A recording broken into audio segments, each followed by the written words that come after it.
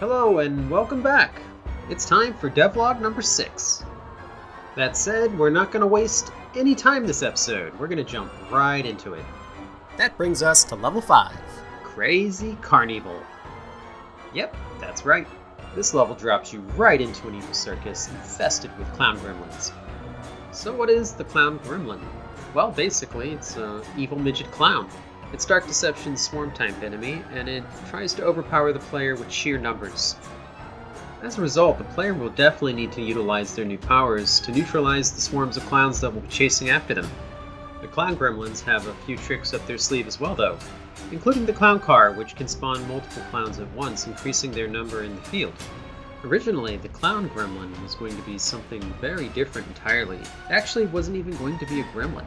Our original concepts made the clown out more to be a brute-type character using a variety of weaponry. And that was going to be kind of his special ability, was that he was going to have a variety of weapons that had different functions that he would pull out and use on the player.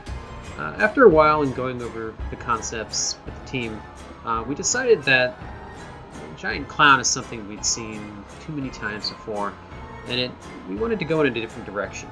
The clown gremlin felt like something that was a little bit newer and a bit more of a fresh gameplay experience. That's not to say that we don't like giant clowns.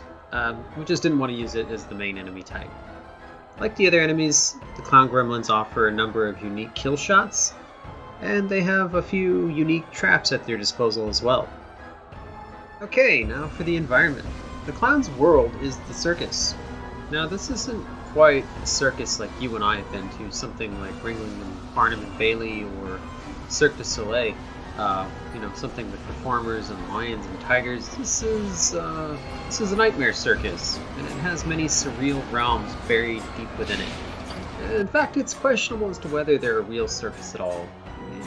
Their audience doesn't look that convincing. But regardless, as you progress through the circus level, you'll encounter several different environments, ranging from the circus exterior in the big top tent, to surreal clown obstacle course, to a roller coaster, and finally a funhouse. Crazy Carnival is definitely the most trap-heavy level in Dark Deception so far.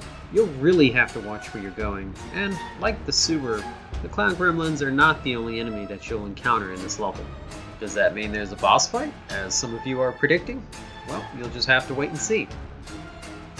Working on the clown level was pretty interesting for me because, as I've mentioned on social media, clowns are pretty much my number one fear. Coulrophobia is one of the most common human fears behind fear of heights and fear of public speaking, so I don't feel too bad about it. Now, the sight of a clown doesn't turn me into a blubbering mess. It's more that it just makes me feel extremely uncomfortable. I may sit in a corner giving the clown a death stare and contemplating which objects in the room would be best to kill it with. But that's about it. The level draws a lot of inspiration from films that have inspired me, like Poltergeist, Killer Clowns from Outer Space, and pretty much every Tim Burton film. You might spot those influences as you play through the level. Clowns are always very well represented in the horror genre, and it's really exciting to be able to contribute to that. If people look back on this someday and say it was one of the better clown horror gaming experiences, then all this extra work and crunching will definitely have been worth it. Either way, it was a lot of fun to do. Okay, that's it for this time. Like I said last time, I'm trying to make these a little bit shorter. It's a little bit easier this time because we're in a crunch, as I'm sure you guys have kind of kept up with on our social media pages. So I'm trying to get these devlogs to be between probably like 4 and 6 minutes tops, just so that allows me to get them off faster, because I know you guys are very impatient for these things, and that should work out for both of us. So if you enjoyed these videos, be sure to like, comment, subscribe, and hit that bell for notifications. Thanks guys, until next time.